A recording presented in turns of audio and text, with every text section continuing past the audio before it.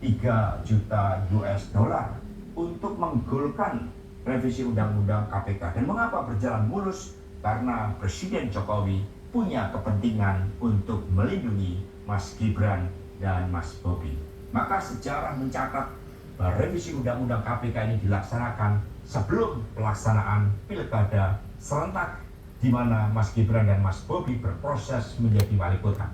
Maka ketika terpilih menjadi wali kota, amanlah dari berbagai persoalan hukum karena KPK sudah dilemahkan.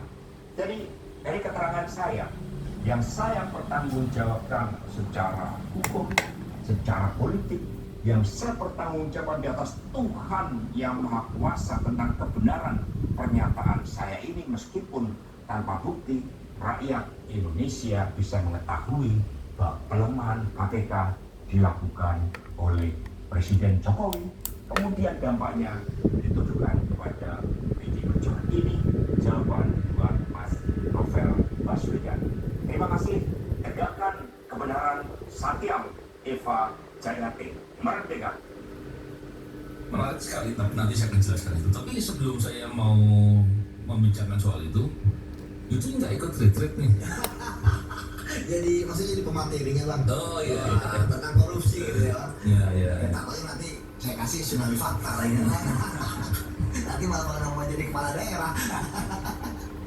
Saya kemarin mendengar itu yang rekamannya itu ya, Hasto ya, yang menyampaikan terkait dengan hal yang pernah ditanyakan kepada bersangkutan. Jadi di sekitar tanggal 3 Juni kalau nggak salah 2024, saya hadir di suatu acara di UI atas undangannya dari Prof. Sulistiowati ya, dan kemudian dalam pertemuan itu banyak yang diundang. Sebenarnya saya hadir bertemu dengan Pak Hasto. Saya bertanya kepada yang bersangkutan, kenapa sih KPK dilemahkan? Terus dengan undang-undang, dengan menyingkirkan orang tokoh-tokoh pentingnya di KPK, karena dampaknya itu besar dan akan berkepanjangan. Dan masalah yang paling penting adalah kalau korupsi kemudian semakin banyak dan pemberantasan korupsi justru malah dihadang, ini akan jadi persoalan. Ini akan menjadi permasalahan yang berkepanjangan, dan saya yakin semakin lama akan semakin besar, persoalannya akan semakin besar. Yang menarik untuk saya tanyakan itu sebetulnya, saya tuh pengen tahu motifnya itu apa sih? Memang bisa memajukan suatu negara tanpa ada bereskan partai korupsi yang harus dibersihkan.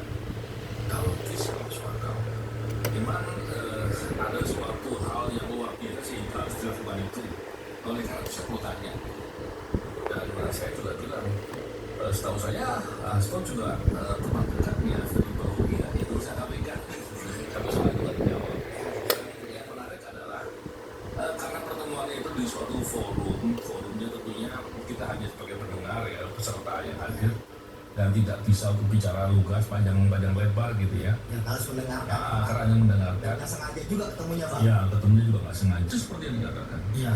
Dan menarik sekali ya soal itu. Tapi membincangkan terkait dengan hal itu tentu Dewi Yudi. Siapa? Ya kan? Siap. Dan sebetulnya kita banyak memberikan informasi ya kepada banyak tokoh dan orang-orang ya, tentunya harapannya agar praktek melemahkan KPK itu jangan dilakukan, dan itu benar terjadi.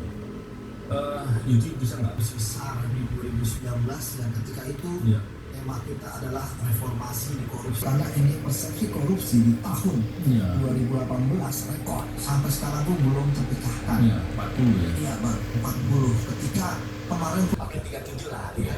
Terlepas dari perdebatan gimana metode, oke 37. Ya. Tapi ingat waktu itu dengan metode yang sama, seperti tahu akan sampai 50 gitu kan. Iya. Bisa mengalahkan negara-negara lain di Asia Tenggara. Ya. Nah, terutama yang seperti Singapura ya kan. Dan Malaysia lah Pak. Malaysia dan gitu.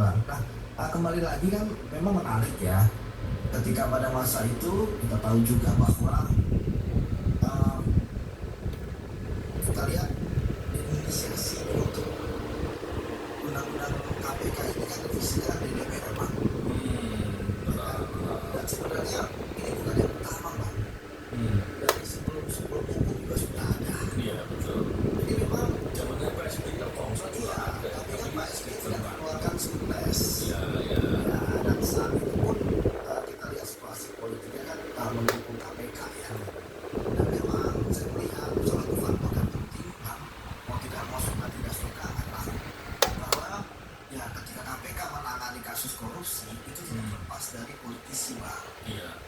politisi waktu itu kan ada ketua umum, ada partai, dan bahkan sampai dari bupati, kepala daerah yang walaupun ya waktu itu memeriksa itu dan sebagainya kan tidak punya bukti apa, namun tapi kan itu kan di publik bang, kan itu kan ada hal-hal betul kan ada masih ada inilah ya, sehingga kita bisa melihat bagaimana pada waktu itu ya tentu kalau kita lihat dari apa yang disampaikan Pak Hasto ya silakan saja versi dia Pak ya. Nah tetapi kan kalau kita melihat lebih jauh bahwa tidak sudah bisa cuci tangan segitu aja kok, karena semuanya terlibat Pak, inisiasi dari DPR. Dan ingat loh DPR waktu itu kompak koalisi. Ya saat itu kan oposisi dan koalisi nggak beda jauh lah. Artinya itu juga tidak bisa. Ya, oposisi kan PKS, Demokrat, gitu kan. Nah, artinya emang ada pasangan yang tapi kemudian begitu juga untuk mengadakan revisi. Tapi kan usulan dari DPR ini tidak akan terlaksana tanpa ada surprise. Iya betul. Jadi kalau untuk misalnya ada surprise, ya iya. Orang pas waktu itu kita lihat viral mana-mana kan, Iya. ya itu membuat kita terkejut gitu ya. Iya, ternyata Jokowi mau juga. Ya ternyata kan presiden mau ya. Nah ketika presiden